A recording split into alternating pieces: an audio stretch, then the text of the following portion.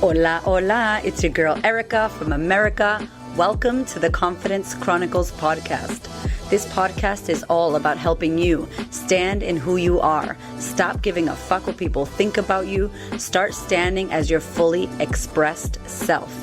As you are, as is, there is no filter needed. You are fucking awesome, and I am here to remind you. I'm a confidence coach, and I'm a bold stand for confidence, and I cannot wait to dig into today's episode with you.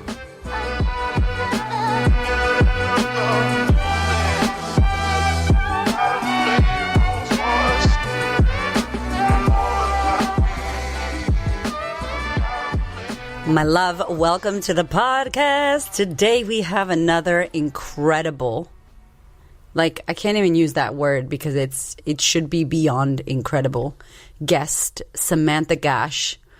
She has such an amazing story, so many incredible lessons. We get into a lot. Y'all know I like to go all over the place, and she was the same. Yay! Love interviews like this.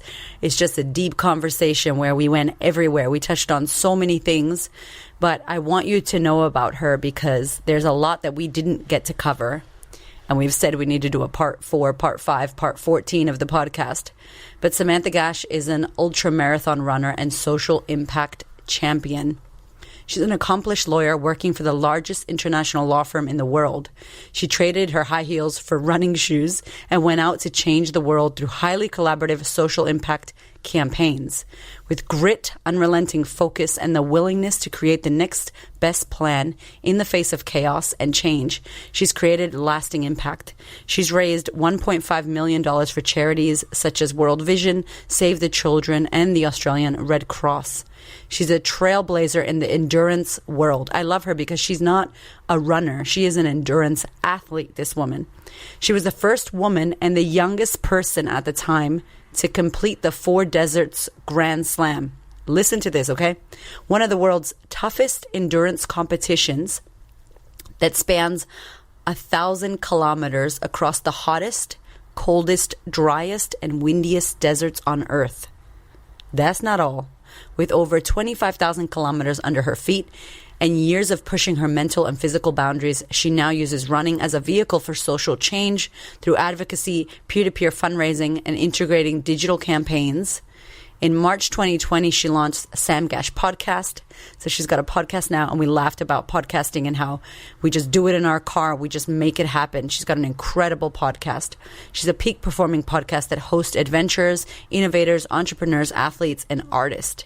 She's a highly regarded international speaker, and she uses authentic storytelling and dramatic documentary footage to share her journey. She's an inspiring change leader and will guide your team through managing industry disruption and learning to become comfortable in the discomfort in an engaging and memorable way. She is amazing. She did a TED Talk, which is also incredible, and we've put all of her links. There's so much she's done. She's been in reality TV shows. She was on Survivor. She's got something coming out, which we've linked in the show notes as well, with Bear Grylls. There's just so much that this woman has done. She recently became a mama. She's got married to the love of her life that she met on the TV show. She's just such a down-to-earth, really cool. She lives in Melbourne. We're totally going to go have a coffee. I loved her so much. It was that genuine, beautiful soul connection. And without further ado, I know you're going to love, love, love this episode and all the lessons that Samantha's going to share with us now.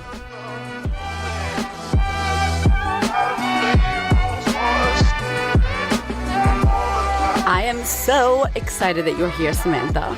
Samantha, do they call you Samantha, or is it like Sam or Samantha when you're in trouble? Someone once said to me, Samantha is too many syllables for someone so short. Oh, no, they did not. They did. And I do always get asked that, are you Sam or Samantha? And I should just go, it's X, but I actually don't have a preference. I really love Sam and I love Samantha, so call me what you want. All right. We'll call her S Money. No. So, Samantha, I'm so pumped you're here. We have a mutual connection who sent me your like life bio, and I was just like, my eyes were popping out of my head. I'm like, oh my God, this woman's amazing. And for those of you tuning in, if you haven't already Googled and stalked her and done all the things I told you to do on Instagram before this podcast, please go and do it, because you have an incredible story and you have an incredible life story, but also a mindset that I think if we could just bottle it up and sell it on Amazon, it would be great, so that more of us could have that mindset that you have. So for anybody who's just tuning in and they don't know about you yet, can you just give us a little bit of a super long and in-depth whatever about you and your story? This is the part I'm really crap at the wrap up, like what's the summary of what I do, because it has changed a lot. And I guess when I was a bit younger, I used to see my life in a much more narrow lens. And now I'm like, I do this and I do that and I do that, but they all now seem to just come together. Yeah. So I guess byline, like I used to be a lawyer, lapse lawyer. That's I think crazy. I'm a big fan of alliteration. So whenever I can do it, I try. Lapse lawyer, short Sam. Sleepy Sam. Sleepy, I hear you. Sleepy Sam. So yeah, lapse lawyer, and then I kind of pivoted quite like 180-ish to going into more like endurance sports, and which is so weird, because if you ever asked any of my like teachers from primary school or high school, would you ever have imagined that Sam would like run across the country or do anything to do with sports? They'd be like, hell no. Maybe they could see me acting on a stage or doing something kind of flamboyant and extravagant and expressing myself in that way. But the idea of me using my body physically, it was kind of ludicrous for so many people, because I would say for the first 20 years of my life, like I was rather physically dormant. I didn't like to be in the sporting arena. It was a space that I felt incredibly uncomfortable. If someone threw a ball at me, I wouldn't even try to catch it, because I knew I wouldn't catch it. So I'd just be like kind of duck away from it. But I did enter into like endurance sports initially as like a bucket list thing. Like, okay, I'm going to run a marathon because I've never done anything like that before. And I need to shake up my life. And then I did it, and it's not even a romantic story. I didn't do well. It was like really fucking hard.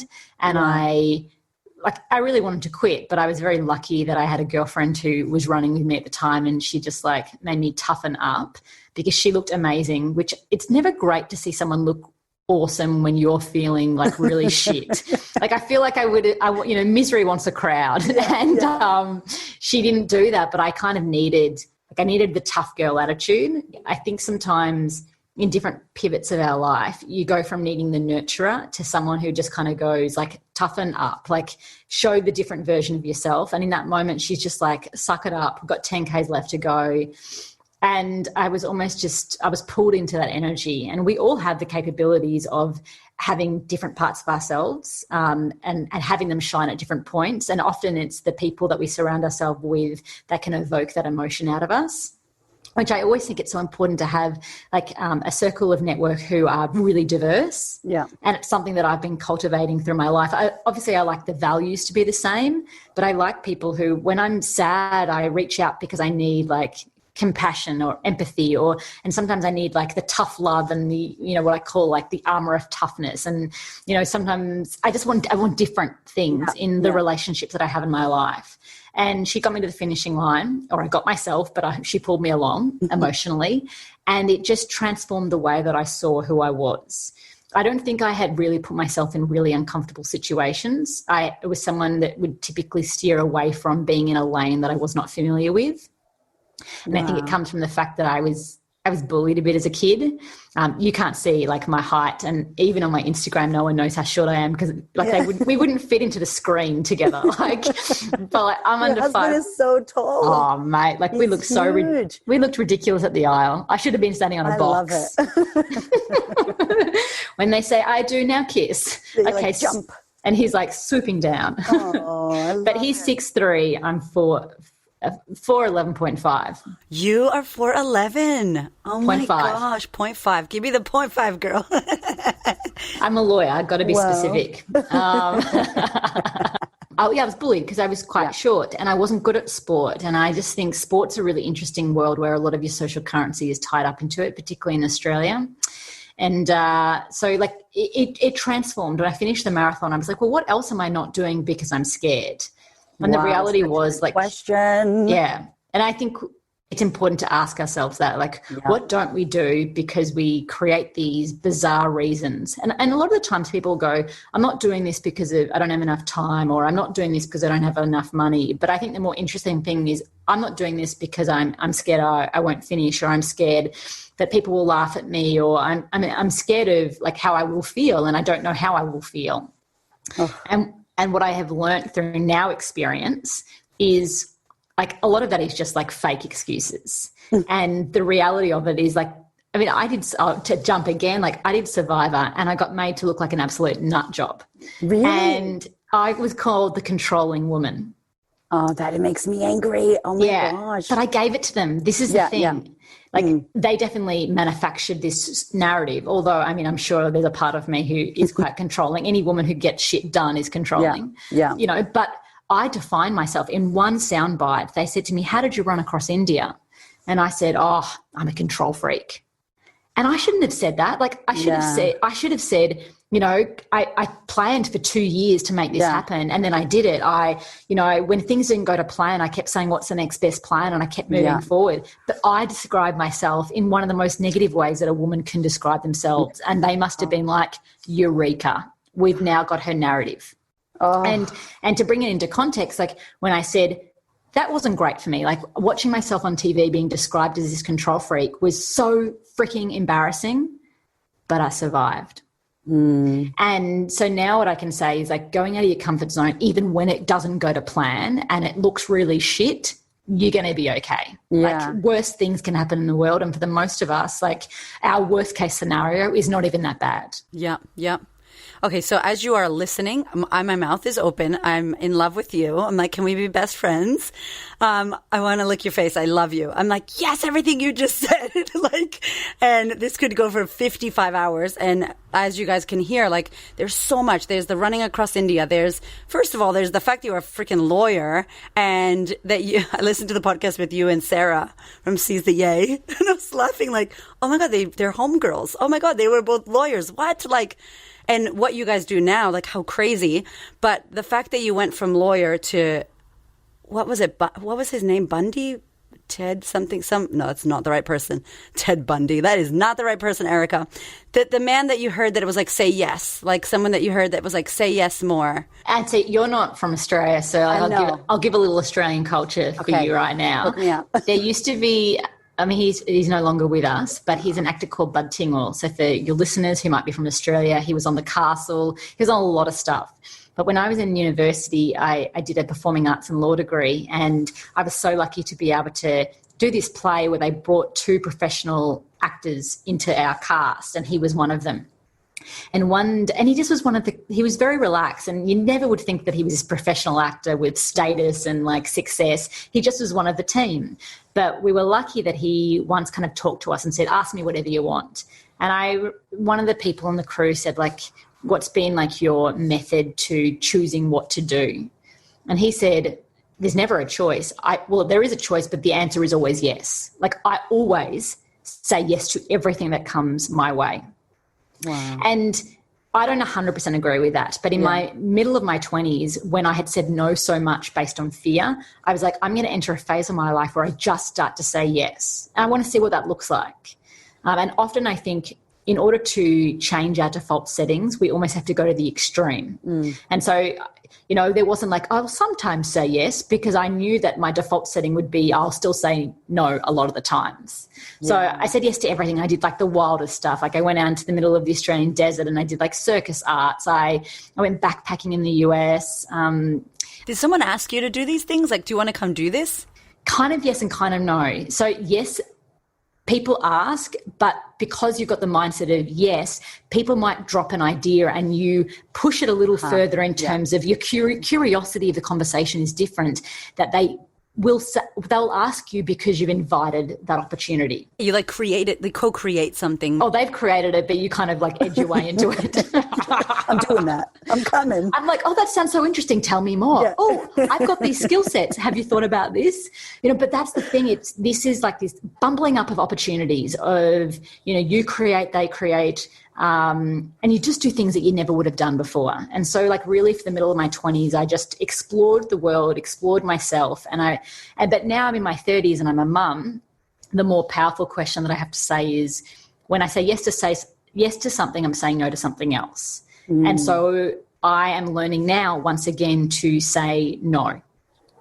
And so I think in different phases in our life, we need to be strong in different areas. Yeah. Like it'll serve you. Yeah, and I also think after like a decade of saying yes to a lot of stuff, there's a lot of abundance that's created from that. And so like you can't be spread in every direction if you're going to be, as you're a mama too, like we want to be present to our children's life, but we still want to have careers of purpose and passion, and it's such a fine balance. I firstly need to say to your audience, like, do not feel that I've got this worked out.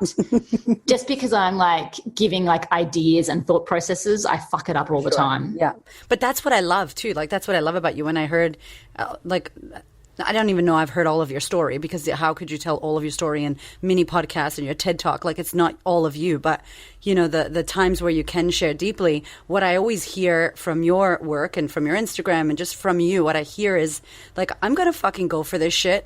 It doesn't mean I'm going to be great. I might suck ass publicly, most of the time. And to my listeners, y'all know I talk about this. And I was listening to you just recently, the podcast that you did with Rich Roll. Yeah. But it was just crazy because I was looking at how I look at confidence as a practice, and you are like to those of you listening, my 5 C's, like Samantha is the 5 C's in action.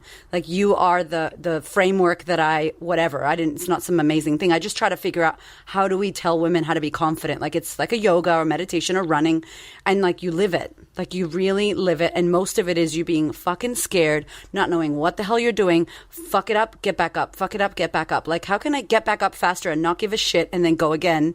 And like it seems like everything you've done, you've allowed yourself to fall flat on your ass and like learn, take the L, which is a lesson, right? Not the loss, and then rejig it and go again. Yeah.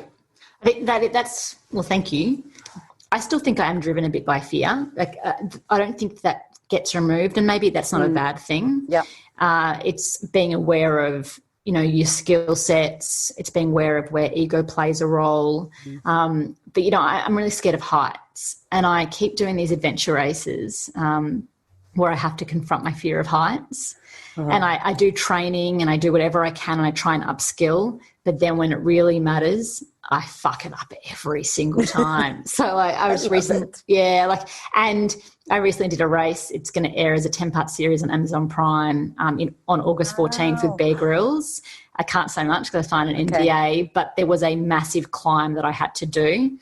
And I had been like building it up, going, I'm scared of heights, I'm scared of heights. And we got to it at what I thought was the worst time of day. The weather wasn't great. It was pitch black. And I was like, okay, use all your skills. Use your legs, not your upper body. And then I get there and I'm so paralyzed by fear that I basically like just hugged the wall, smacked the wall, and just like cried for 4 hours straight. Wow. And so what I will say is, even though I go out of my comfort zone a lot now, it doesn't always look pretty, but I can still do it. And I am getting more confidence in areas where I have a lot of fear. But the main thing for me is that I just know that I'll survive. Like I still want to do things. And I think sometimes the big picture of things is they have elements of stuff that you like in it, some stuff that you're really fearful of, and some stuff that you're really good at. And sometimes you have to experience all gamuts of them to kind of complete a certain project or to do certain things. And I kind of like the spectrum of human emotion. Like I don't want to coast in the things that I feel confident and comfortable with all the time. I really believe that human beings evolve when we extend ourselves. And as you said, like failure is such a subjective and a perceived thing on our own merits. But even though if I think back to that experience that I did in Fiji where I was a hot mess, as you said before, going up that climb, other people might look at it going, you freaking badass. Even though you were so fearful, you still did it.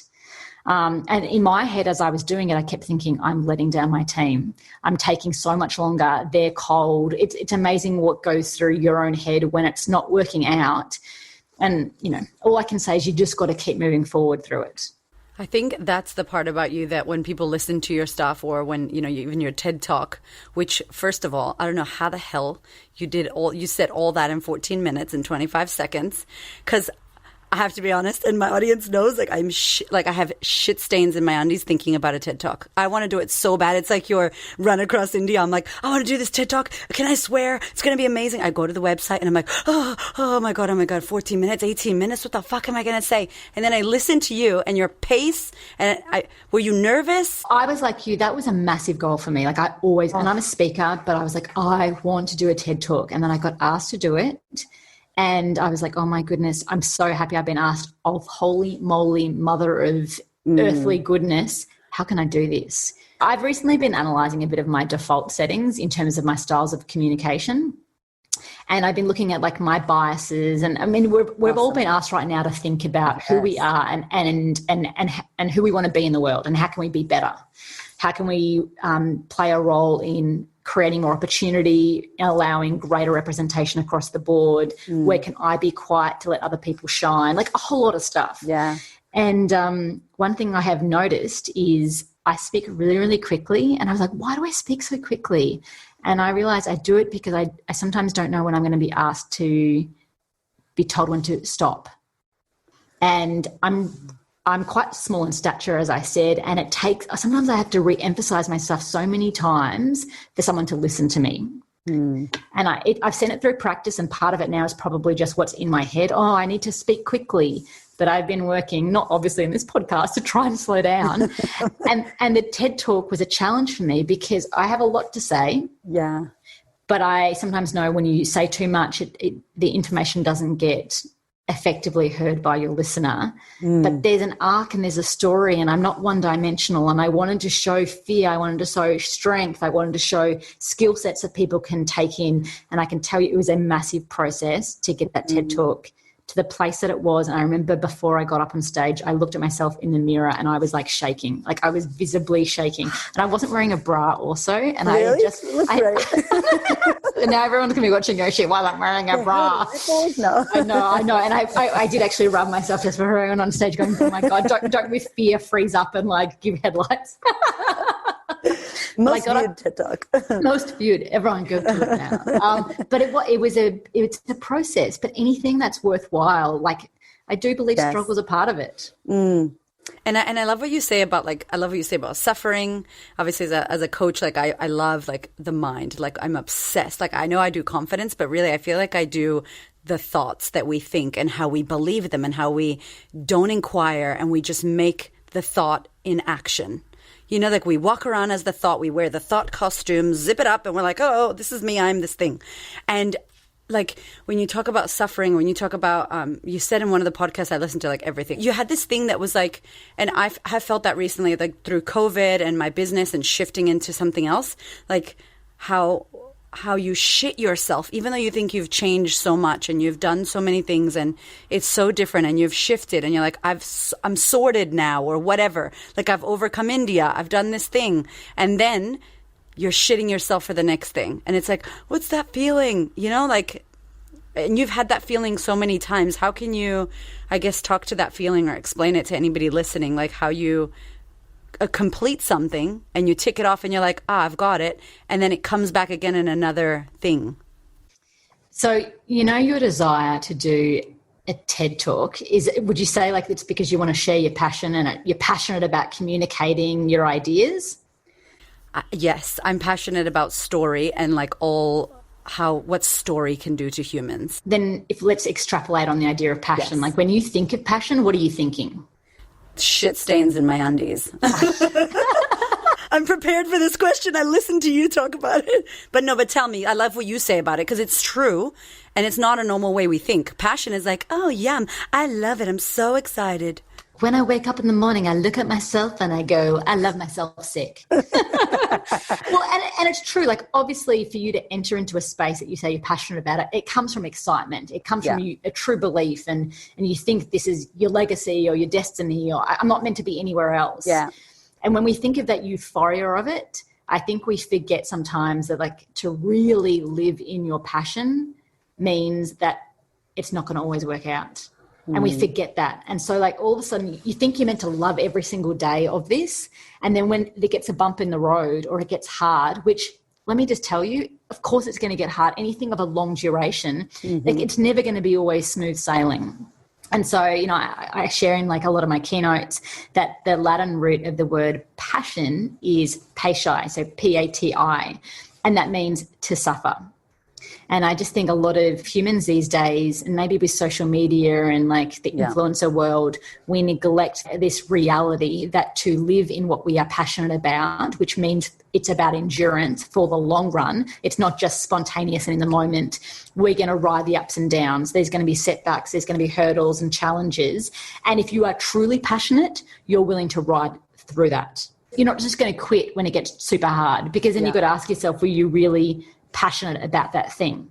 Exactly. And I think right now with what's going on around the world, like with Yemen, with Black Lives Matters, with what's going on in Australia, with all of that, like, I always talk a lot about child sex trafficking. And I hate to say I'm passionate about that, because I'm not passionate about that, but about the hardness about it and how important it is that we look at it. And it's horrible to look at. So we don't want to look at it. We don't want to talk about it. We want to stay comfortable.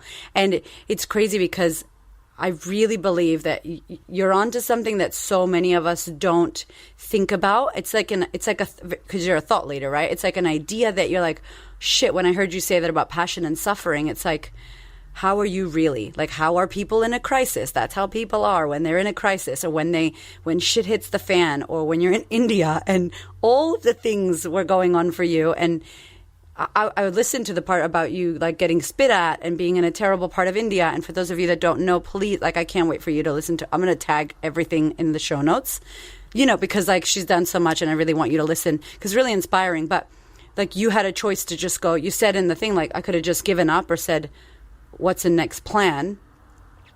And because obviously your passion and what was driving you is bigger than you, it's out of your ego, it's beyond just ticking a box saying, I was the first woman that did that. It's like, it went deeper, because you wouldn't be here right now if it wasn't bigger and deeper and greater than yourself. So, like, this suffering and this passion thing, and I talk about that with confidence. Like, the book is called Confidence Feels Like Shit. It's like, you want to be confident because it looks so amazing on Instagram. Do you know that I am, like, peas dripping down my leg while I'm interviewing you, kind of thing? Like, oh my God, it was so great. But, like, no one sees how you felt before the TED stage. Like, it's the same thing where, like, we're not one-dimensional humans. Yeah. And I also think our goals shouldn't be one-dimensional. I think what makes goals that we pursue to the very, very end meaningful is when there is, like, many points of access to it. So I'm not going to lie, there's obviously an ego at play. Like, I couldn't do half the stuff that I do if I didn't have a degree of ego. But that's the ego to get shit done, the ego to progress forward, the ego to do things better, the ego to get the best people in my team. The ego to want to learn. So that's in play. But then there's something on, like, a deeper, more level where what's the purpose behind this? Like, what do I want this to be well beyond who I am as a person? Like, can there be a community element? Can we see tangible takeaway? Is this sustaining? And so, you know, I initially just ran for myself, and it came from a place that I ran because I had very low confidence about what my capabilities were in an unknown arena. So if you talked about me in an academic space, I knew what that was. Like, I knew how to do English papers. I knew how to do exams. Like, I made a sport out of being an academic. And that's why I got into law. Highly competitive. I knew how to push those boundaries. But put me in any other space and I didn't know how to transfer that kind of skill set. And so just what I would say is, like, when I do the runs, there's a lot of things at play. That means I'm not going to quit just when things get tough. It's like, I think we all need to have a toolkit of accountability. And, like, it has many. So for my first toolkit of accountability is, I know that it's not meant to look good all the time. So when things don't look good, I'm like, okay, this doesn't feel great right now, but, you know, you've told yourself it's not always going to look good. The next thing is I like to war plan things out. which means I already identify before I go into a race or running across a country. I write all the different things that could go wrong, from dehydration to my stomach not working out to the route being affected because, you know, in India, like sometimes I plan to run a certain way and then the day before someone had been murdered in that spot, so we had to change the route, or there's a festival happening, or there's, you know, the monsoon season has created a flood in that area. So we have to be agile. And if I was so fixed on how I was going to look, I couldn't cope with that. And, you know, something else I always say is you work hard in creating a plan and visualizing how something's going to look for the pure sake of just getting to the start line. But the reality is, like, when we're now in the start line of it, like, things will never go to plan. Like, there's always outside influences beyond your own personal control. So if you are so fixated on what the plan was, you're not actually going to get to the finishing line. So that's when, like, having an agile mind, and, you know, in my TED talk, I always talk about, like, keep saying to yourself, okay, well, this didn't look how I wanted. What's the next best plan? What's the next best plan? And, like, that's become my new mantra. Like, every time I'm doing something, I'm like, oh, okay, I didn't expect it to look like this. I'm an A-type personality. I like to stick to something. But I go, well, what are the circumstances in front of me right now? Who's in front of me and what do I need to do?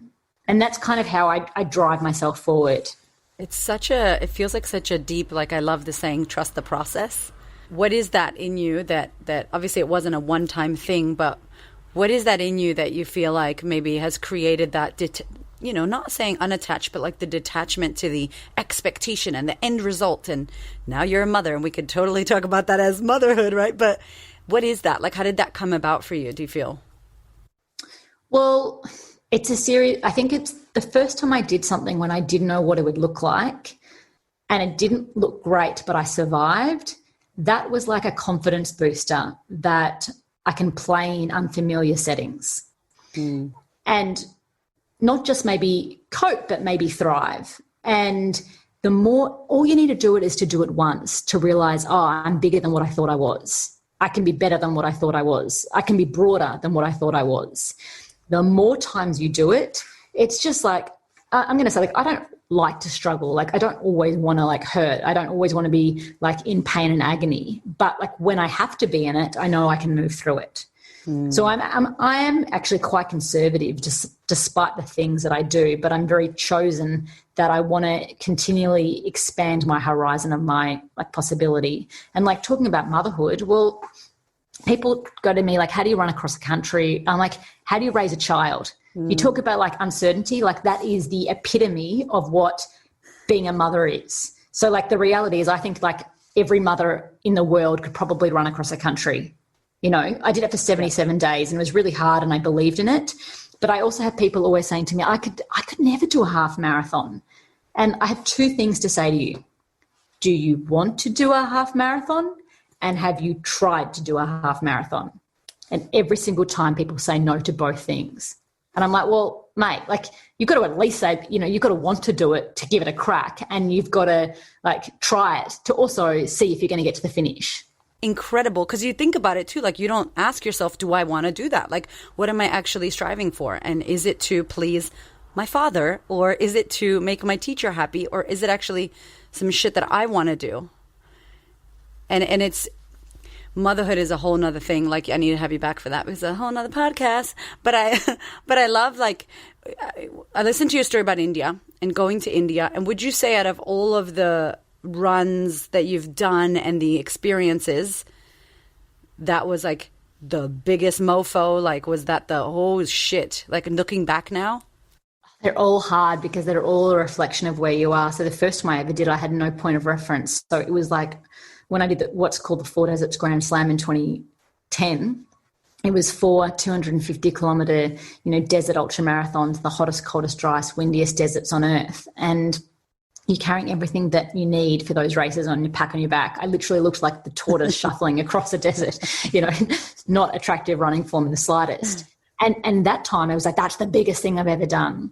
And then when I, you know, ran across South Africa's Freedom Trail, which was, you know, it was a 2,000-kilometre run. It was navigation. It was just me and like a lady that I had only met once from the UK. She was 51 years of age. We personally kind of clashed, but we each had the same mission, which meant we moved forward. And, you know, we I remember there were times that we would like go up fences into like game reserves and we'd be running and there'd be like a wildebeest. And I'm like, oh my God, like we're running and there's a wildebeest, a pack of them, if that's what you call a pack of wildebeest. So like all these things like have always seemed like the hardest thing that I've ever done because I always start to go up one additional layer. And when I ran across to India, like I guess conceptually and logistically, it's the biggest, but I had more experiences than I'd ever had before to draw from to be more prepared for that. Wow. And that was 77 days? Yeah. So this is a question from Mr. Hamish Kramer, my husband, who used to run and is a gym, holistic meditation, fitness person. He's like, how is her body after India? How is the recovery? No one talks about after the gold medal. What happened to her mindset? And it's such a good question because that's a massive feat, like just the whole experience of India and what you did mentally, physically, all the lees, spiritually. But how were you after that? I don't want to just like rush an answer because of course, no, I'm trying to like remember what that was. So much. I was just even speaking to a guy earlier. His name's Mario Rigby, and he walked all the way across Africa. And it was 2 years. It took him 2 years.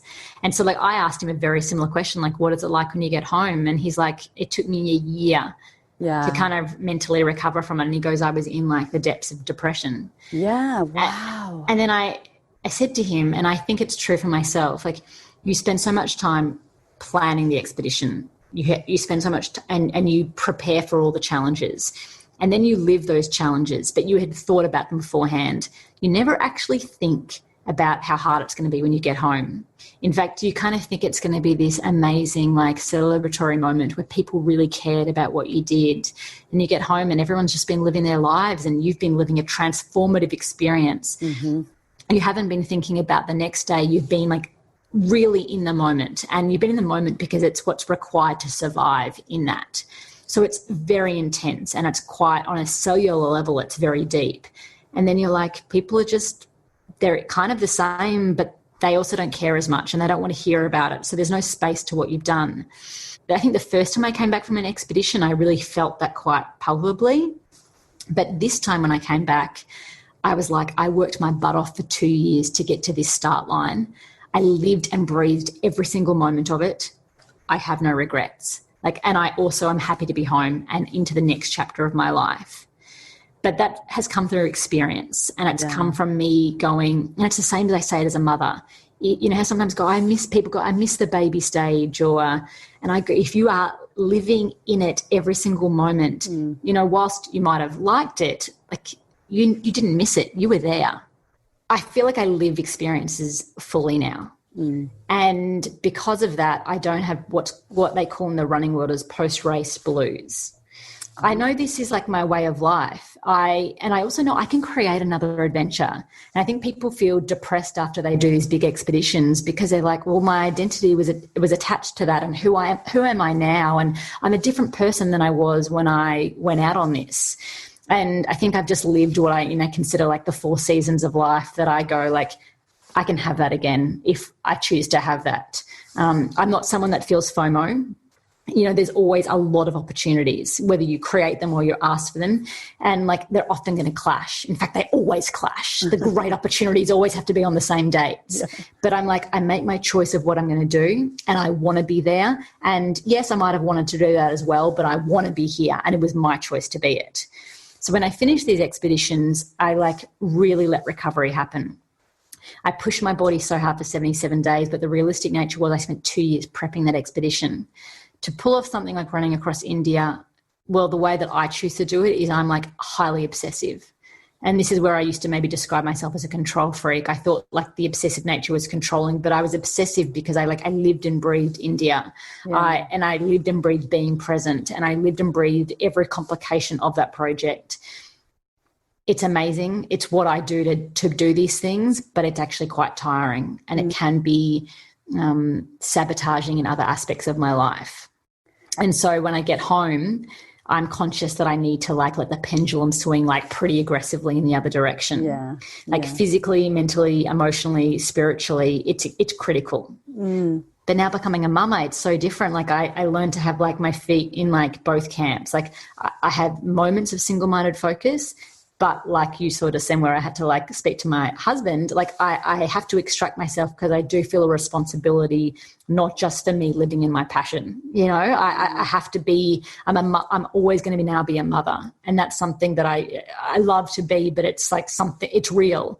Yeah. And I'm now a wife as well. And, you know, I have a responsibility to someone else. This is like my new crux of my life of going, how do and I've never spoken about this, but how do I be an adventurous mother and wife when the only way that I used to know being an adventurer was like I was in relationships, but obviously like the life of the adventurer was the primary like identity of who I was. Yeah. And so it's interesting. I'm navigating that now. And, you know, when I want to go off and do something, I'm kind of like, oh, but I'm not going to be like when I used to do stuff, I was gone for 77 days. Like I can't be away from my kid for 77 days. Yeah. Or can I? You know? Can I put him on my back? How much extra weight? No. Mate, like you have no idea. Like when I was pregnant, I was like, when Harry is 6 months old, I'm going to put him in a cart and I'm going to drag him across the Simpson Desert. I was 6 months pregnant. And like at the time I had what's called postular tachycardia syndrome. Like I could run across India, but I couldn't carry a baby. I was in and out of hospital. I was really unwell. It was just like really like humbling moment in my life going, I'm just dedicating my soul to like raising this child inside me. But of course my mind's churning going, okay, what's it going to look like afterwards? And then I have Harry and we do a road trip across the Nullarbor going to Perth. And Harry didn't even like sitting in a car with heat outside. And I was like, there's no way I can subject my baby to like living my adventurous pursuit by being stuck in like a cart as I drag him across the Simpson Desert. So like the goalposts have changed since being a mum. And I don't mind that. I'm far more rigorous in what I do. But when I used to say that I was going to do something, I would always do it. And now I'm finding like it has to tick so many more boxes. And then sometimes new boxes come that I didn't even think were a box that I had to consider. I love that so much though, because it's so real. It's not egoic. It's not rigid. It's not the one way. It's not what we see on the gram on social media, that it's like this. It's like, like you said, you've said it many times, multidimensional. And I talk a lot on the podcast about like, do I be a good mom or a successful businesswoman? And I'm like, fuck that question. Like, why can't you do both? And why can't you listen to what and like you said, you have to let go of, I'm not making organic green meals. I will pay another mother who would like to support another mother's business. Can you make that for my kids? Because I won't do that, but then I'll do something else because I know myself and you know yourself. And so it just sounds like this whole experience that you created for yourself, which I think is amazing, has given you just the ability to pick and choose what it is that you want to do, and you're not sitting in guilt of any kind. Yeah, I won't go that far. Like I feel like the mama guilt is like real in everyone, and there's a lot of my rational side that goes, it's just such a wasted emotion, which Emma Isaacs talks about in her book. But like it's real. Like you fundamentally can't change. You love and care. Yeah. Like right now, I'm like, oh God, I've made my husband feel unhappy because I'm, he thought he was going to pick me up. Like, but the thing is, and you interestingly say like, maybe we can have it all. And I'm like I think we've gone through many evolutions of like females. We initially were very focused on just being the mother, and then we were like, no, we can be the career women. And now we think we can do both.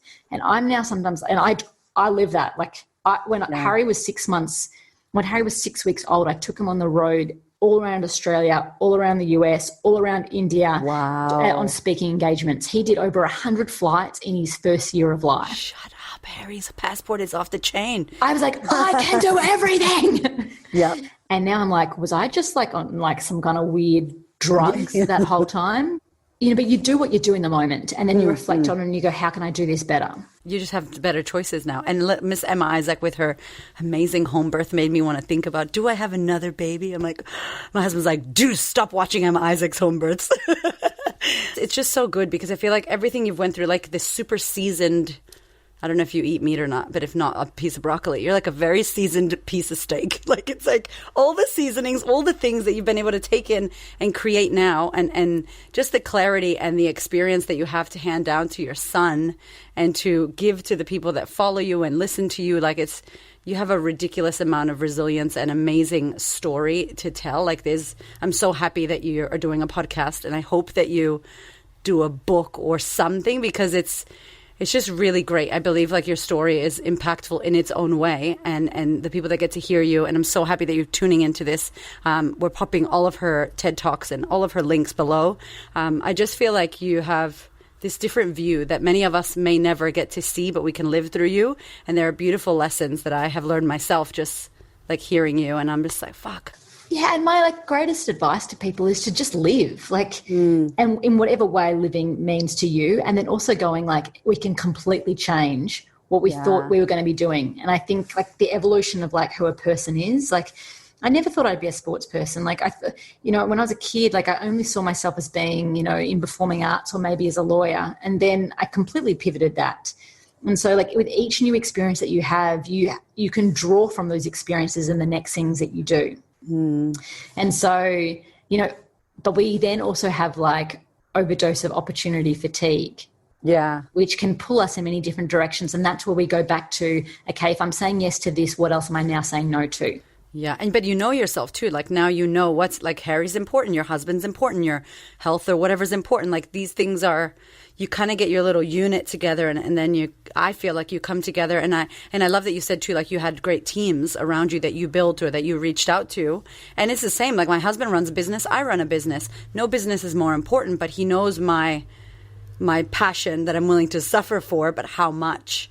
And also like money, is it ego? What do you want? Top charts podcast. Why the fuck do you want that for? Like, what's the why? What's the reason? And like the forever dig. I'm fucking digging, girl. Like I'm like, what do I want to do this for? I've already changed the world. I've already helped women. I already am successful. Like, why do we keep going? So it's a beautiful seasoning of getting all of the experiences that you had that you now get to share with your son, who is a little bit over 2, you said now? Yeah. And you got married. Oh my God. I know, got married, my beautiful man. And Mark and I, through COVID, have, with our work changing a lot, and work's changed for everyone around the globe in a different way. And it's making us kind of using this, I think when you have space where you're not operating so frenetically, you can be a bit more creative and you can consider things a little bit differently and go, well, is this the trajectory and the path and the lifestyle that we want to kind of pursue? And one thing we're saying is sometimes we chase and chase and chase, and we're chasing to nothing. Yeah.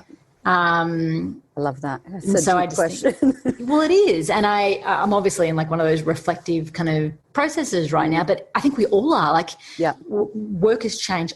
I don't think travel is going to be anything like what it used to be. I can't see international travel happening for a couple of years down the track, and I can't see myself presenting to 500 people in an audience who are having canapes and networking together in close proximity. It's not going to happen for a really long time. So again, the question goes, is this going to break me down, or am I going to choose to use this as an opportunity to do something different? And so when all of that shit, like I lost all my work for the entire year. Like in like 2 days, every bit of income that I had on the speaking circuit went. Yeah, that's right, because you would have been speaking to... Yeah, every expedition that I had prepped for, again, 2 years, that I'd gotten funding for, that I was ready to do, that I've been training to do, gone. I was meant to be running across the US right now. I mean, talk about the most, like, I mean, there's no way I was meant to be running across the US, and so there's a lot of reasons why I could have like lulled myself into a state of like depression. Yeah. But what I saw is I kept kind of going, well, what have I been using the lack of time as an excuse to not do? You have the best questions, sister. This is great. But it's a good thing. Like when everything gets taken away from you, you're at rock bottom. So you can't go any further down. Like you've got to then start to find ways of building back up. And I am a realistic optimist, which means I identify the challenge in it, which is where the realism comes. But then I always go, well, what's the opportunity? What's the silver lining of that? Yeah. And I do that like always. I'm like, okay, well, that's shit. And like I think it's good to acknowledge hardship, otherwise you're kind of being delusional. Yep. But then to go like, okay, well, where do I move from this? And like I always choose to move up. And so I was like, okay, well, forever and a day, there's 2 things that I've said I don't have enough time for. And one thing is a book, and I even have a book deal, but I've always blamed the lack of time. I've had this is a long-standing book deal that's been lasting for like forever and 2 days. But I also have said that I don't have time to do a podcast, but I wanted to do it. And when all of a sudden you have an abundance of time, you kind of go, well, what do I really want to do? And your values. Yeah. I wasn't interested at that time to do the book. And I was like, I want to do the podcast. And I was so nervous about doing it. Like, I mean, I don't know if you were filled with confidence when you first did it, but I recently listened back to my first episode. And it's bad. Like, so how do I delete this one? And I kind of said, I am just going to release this non-perfect thing, because if I don't do it, I'm never going to do it. Awesome. And I told my audience, and I'm like, hey, I don't even know if I like this thing, but I'm going to please give me a bit of space and grace as I try this thing. And let's see what goes from there. So not that I was asking for like permission and apologizing, but I was just stating the fact. I'm like, don't expect this to be perfect and polished. I'm just getting it out there.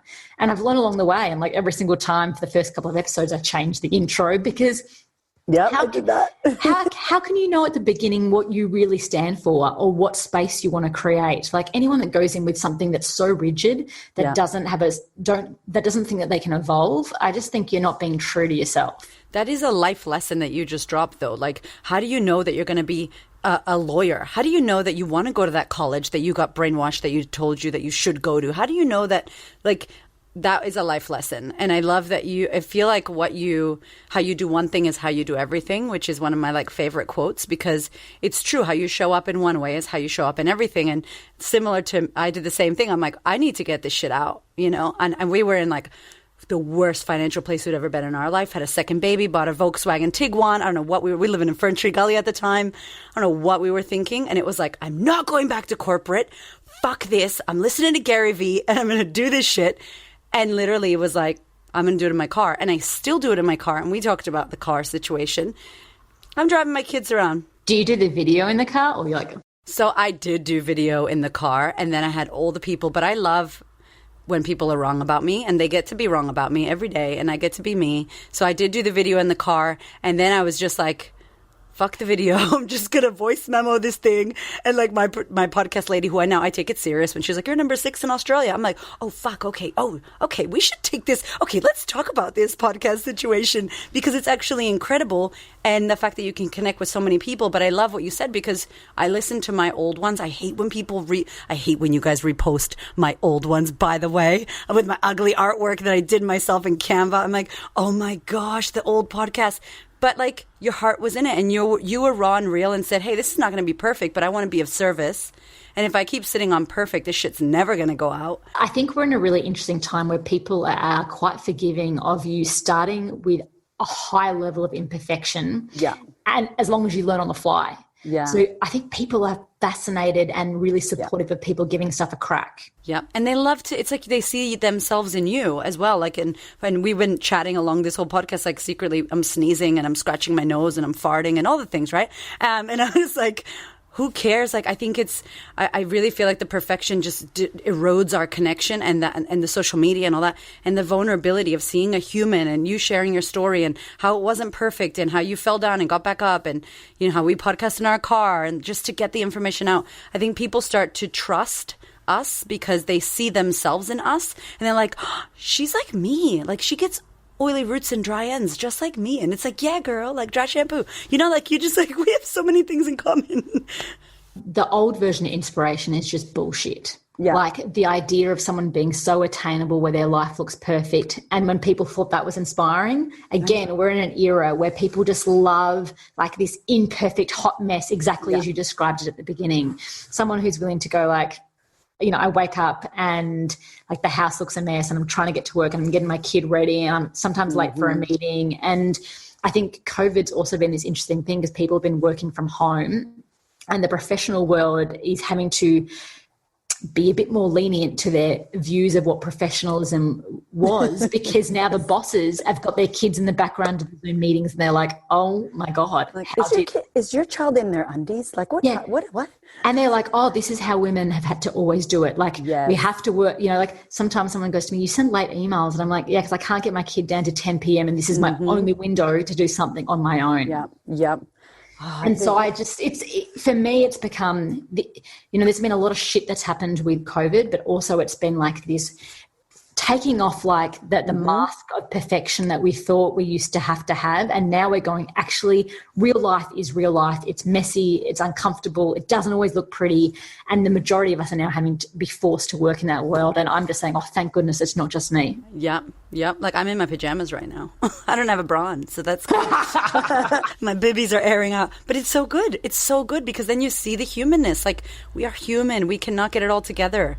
Like, we are a hot mess, and it's fantastic. And it's so inspiring to see someone who's, you know, when you look at you, like, all the accolades and what you've achieved, and you read your bio and you're like, fuck, what a boss bitch, look at this, is amazing. But then to hear like the story about you and how human it is and how what you experienced and motherhood, which is a whole nother podcast, like, oh my goodness, that's like, I actually felt that motherhood became the point in my life where I became the most relatable, because people saw me as someone who, like, I'm very hardworking, and people perceive that I make the impossible possible.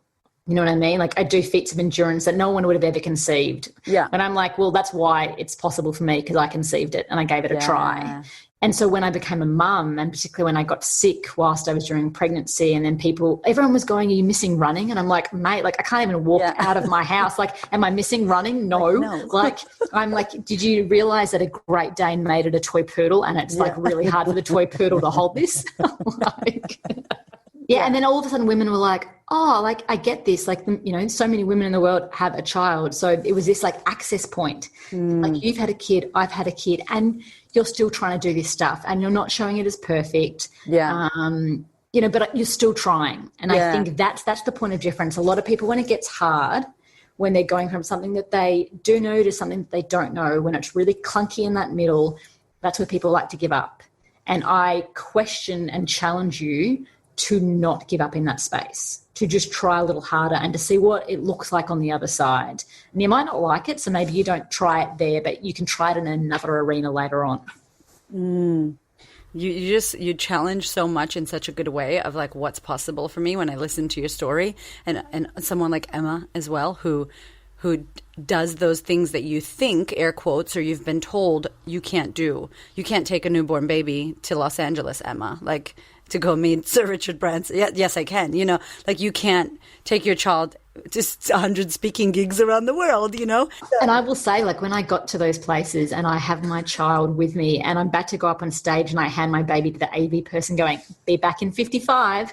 I will say most of the time I had someone who came and met me, but every now and again, like, I didn't, and someone had to hold the baby. And I was challenging like what my versions of professionalism is, and some people were like, oh, and then other people were like, it's not a big deal. And so, like, I feel like we sometimes have to test the waters to shake up our own things. And, you know, when we got on this podcast, you're like, okay, you can swear, and I'm like, ooh, I don't normally swear because I don't think it's appropriate, but sometimes I like to be a bit shocking. Like, we like to push the boundaries to see what it feels like. Sometimes I want to feel what it's like outside of our default settings, and maybe we like it, maybe we don't, but it's good to challenge yourself. It is. It's good. And then you can connect with people that don't think what you think or believe what you believe, and start to understand and see how they work, so you have more compassion for all of the things. I have one more question to ask you. I have like 10. I'm not going to lie. I have 10. But I'm going to ask you this one because the thread that I hear in you when you speak is like a very strong mindset. And I'm just interested to know, like,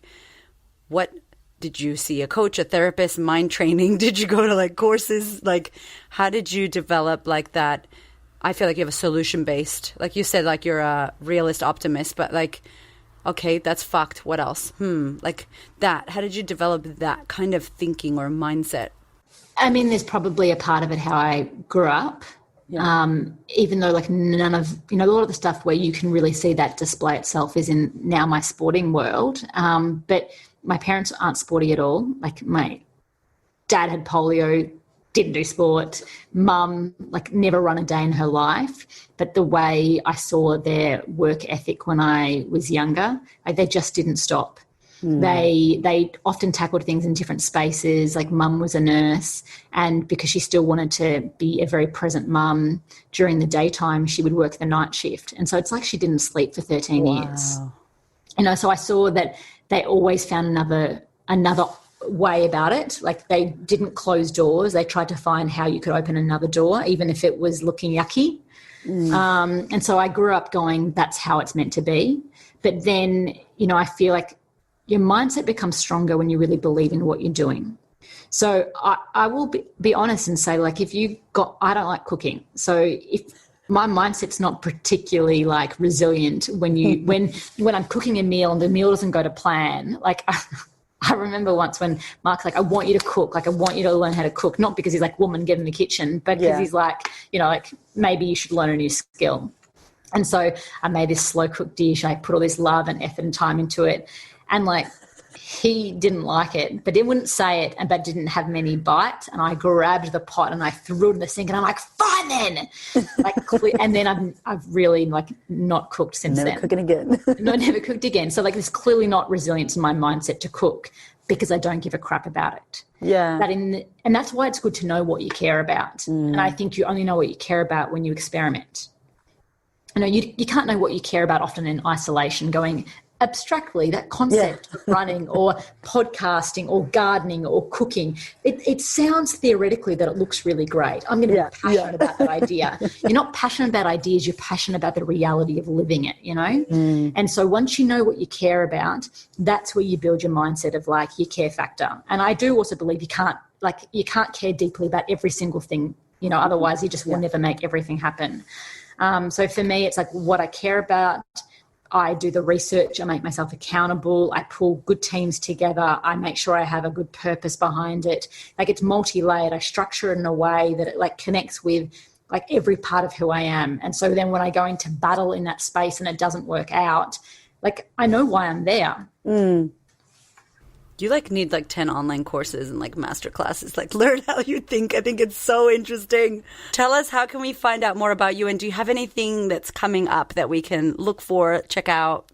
Yes. Okay. So firstly, I'm most active on, I guess, Instagram, and I'm just my name at Samantha Gash.